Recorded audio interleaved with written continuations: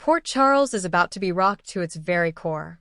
Just when Michael Corinthos thought his life was calming down after years of heartbreak, betrayal, and parental drama, fate delivers a woman who may just change everything. But in typical General Hospital fashion, nothing comes without complications, and this love story is bound to leave the town talking, secrets spilling, and rivalries erupting. It begins with a whisper in the halls of Aurora Media. Michael, still healing from the emotional wreckage of his broken relationship with Willow and juggling his business commitments, is determined to stay out of drama. But then she walks in. Catalina Vega, a brilliant, fierce investigative journalist from Miami, is brought in to work on an exclusive series with Aurora. She's smart, seductive, and hiding a past that few could imagine. With a Cuban-American heritage and a reputation for uncovering government-level corruption, Catalina is the last woman anyone would expect to be interested in the heir to the Corinthos name. She meets Michael during a tense meeting about media ethics and exposes a blind spot in one of his proposals. Sparks fly, not immediately romantic, but heated and electric. "You don't scare me, Corinthos," she tells him with a knowing smile. "You should," he replies, but the smirk that follows betrays his intrigue. Catalina's presence stirs something in Michael. The same ambition, the fire, the need to do good, qualities Willow once had but buried beneath years of grief, manipulation, and trauma. Michael's relationship with Willow hasn't healed. In fact, it's deteriorated into co-parenting and polite silence. When Willow sees Catalina and Michael working late in the office, a bitter flicker crosses her face. Sasha notices. So does Brooklyn. Meanwhile, Catalina remains unaware of how much power she already holds over Michael. She's focused on a mysterious lead. A source claims there's financial tampering inside Yelku, involving someone close to the Quartermains. She wants to chase the story, but Michael is a gatekeeper. He's torn. If he blocks her, he kills her journalistic drive. If he lets her dig, it could hurt his family. "You're passionate, Michael. But are you honest?" Catalina asks one night as they stand on the roof of the Metro Court. Michael leans in, tension sizzling. "I don't lie, but sometimes I protect the truth." The lines between business, morality, and attraction blur dangerously. After weeks of banter, long conversations, and subtle tension, it happens. One night, after a gala at the Savoy, where Catalina stuns in a deep emerald gown, Michael can't take his eyes off her. A slow dance turns into something deeper. Their kiss isn't soft, it's desperate, full of years of buried emotion. But nothing in Port Charles stays secret for long. Dex sees them. He doesn't say a word, but he tells Joss. Joss tells Willow. And the fire ignites. Willow confronts Michael, not out of jealousy, but from concern. "You don't know her," Willow warns. "She's hiding something." Michael doesn't listen. For the first time in years, he feels seen, understood. And Catalina, for her part, begins to fall harder than she expected. But she is hiding something. It turns out Catalina wasn't just assigned to Port Charles. She requested the transfer. Her brother, Alejandro Vega, was an undercover DEA agent investigating international crime syndicates. His last known location? Port Charles. His last target? The Corinthos organization. And Alejandro died 6 months ago, burned in a car explosion that Catalina suspects wasn't an accident. She's convinced Sonny Corinthos ordered the hit. When she learned that Michael had distanced himself from Sonny, she planned to get close. Use him. Learn the truth. But she never expected to fall in love. Catalina tries to pull away, to end things before she's too deep. But Michael confronts her after noticing inconsistencies in her stories. "Why are you really here?" he demands. Tears. Silence. And then, "I thought your father killed my brother," she confesses. "But I don't know what to believe anymore." Michael reels. He doesn't trust Sonny. But he also knows how far his father would go for loyalty. What if it's true? Catalina's snooping doesn't go unnoticed. Sonny Corinthos begins to dig into her past, and what he finds shocks him. He calls Michael for a private meeting. "I don't care who you sleep with," Sonny says, voice like ice. "But if she's digging into my business, You better think long and hard about what side you're on. Michael doesn't flinch.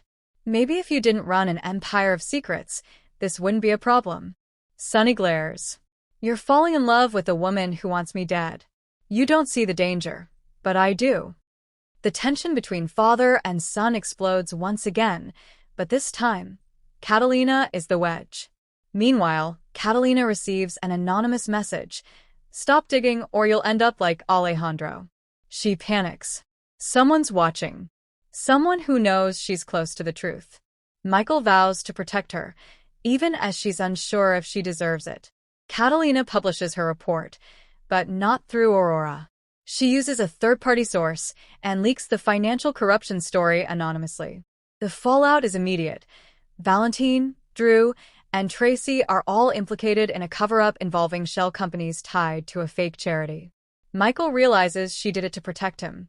She left his name off the report, intentionally. It's the first sign that her feelings are real. But her enemies strike fast. A bomb goes off in her car, injuring Sasha, who borrowed it without Catalina's knowledge. The message is clear: back off. Catalina wants to flee. Michael won't let her. They hide in a safe house outside Port Charles. It's here, away from the chaos, that they finally let their walls fall. They make love for the first time, no agendas, no lies. Just raw connection. I thought I came here for revenge, Catalina whispers. But maybe I came here to find myself. Michael holds her, his own heart finally healing from years of hurt. You found me too, he says. And I'm not letting you go. Spinelli, digging into old files, finds the unthinkable. Alejandro's death wasn't Sonny's doing. It was orchestrated by Brennan, the WSB trader and mastermind behind several recent Port Charles disasters. Catalina, shaken, goes to Sonny and apologizes. I was wrong. I blamed you, and I'm sorry. Sonny accepts it coldly. I lost a lot because of your suspicion. But I understand grief. Still, Michael and Sonny's relationship remains fractured. Catalina offers Michael the chance to leave Port Charles with her, start fresh, away from the Corinthos legacy. But he won't go. This town made me who I am. I want to build something real here with you. Catalina decides to stay. She joins the Invader, becoming an investigative columnist with Jordan's backing. She works with Alexis, Luna, and occasionally Chase on stories exposing corruption. Michael and Catalina move in together, but the ghosts of their pasts continue to haunt them. Willow refuses to let Catalina near Wiley at first, forcing Michael to take legal action. The custody battle is ugly, with Scott Baldwin representing Willow and Diane defending Michael.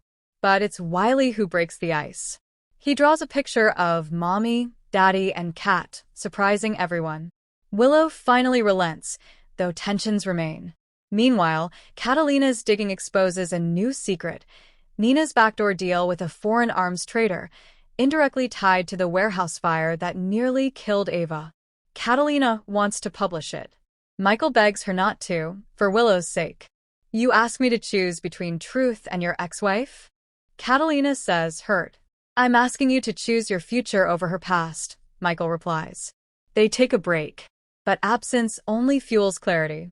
Catalina ultimately exposes the story, but in a way that protects Wiley. Nina loses her shares in the Metro Court but avoids prison. Willow, in a rare show of grace, thanks Catalina for her restraint. Michael and Catalina reunite, stronger than ever. A year after their first kiss, Michael plans a proposal, but Catalina beats him to it.